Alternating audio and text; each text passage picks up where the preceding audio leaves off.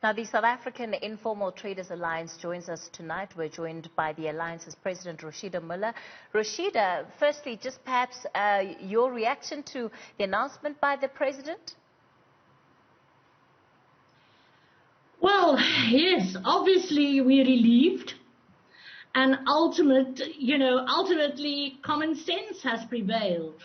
It's just a great pity that it took months and months of hardships and despair for our members.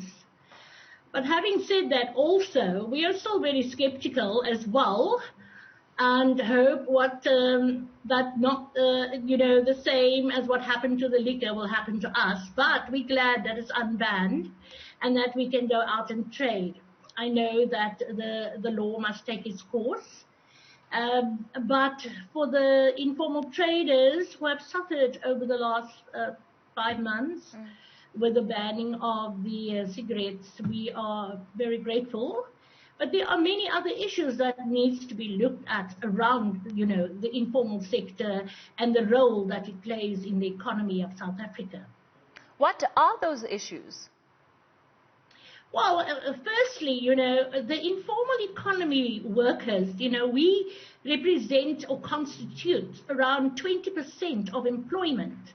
But as a sector, government is not giving us the acknowledgement that we require. We need to be consulted, and we are not. And if you look at the informal sector in the manner it operates, it is, there's much that needs to be done to create an enabling environment. And what is also very important is for this call to government to hear the informal economy. The informal sector has not benefited at all from the relief fund.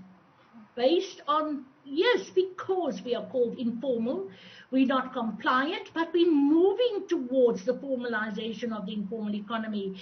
But there's not much assistance from government. SAITA has submitted umpteen letters and communications to call for government, and even giving them, proposals on programs to uplift the sector. Whereas a sector recognized only for our numbers. But we are a sector that provides services across the communities.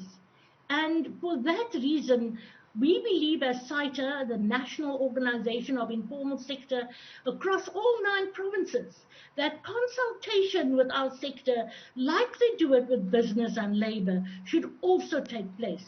We urge for that because we believe that together in consultation, we will be able to deliver much more in employment, much better informal trading operations, empower, upskill our informal traders. There's much that can be done with us as an organization, and we call for that.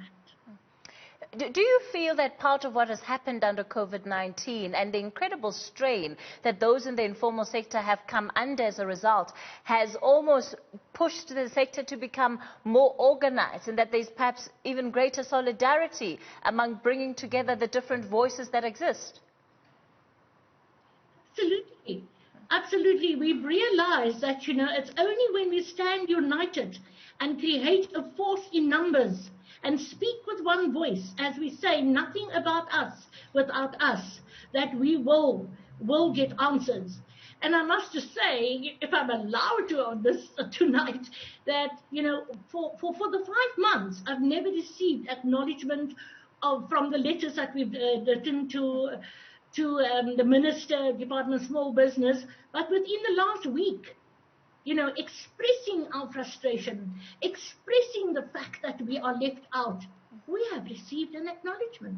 So we hope, yes, that COVID-19 will bring a better economy for us as the informal sector moving into the future, although the struggles of setting up, understanding an informal trader, that person is there not by desire. That person is there because he needs to survive and put food on the table. So therefore, he goes out and he ekes out a living day by day.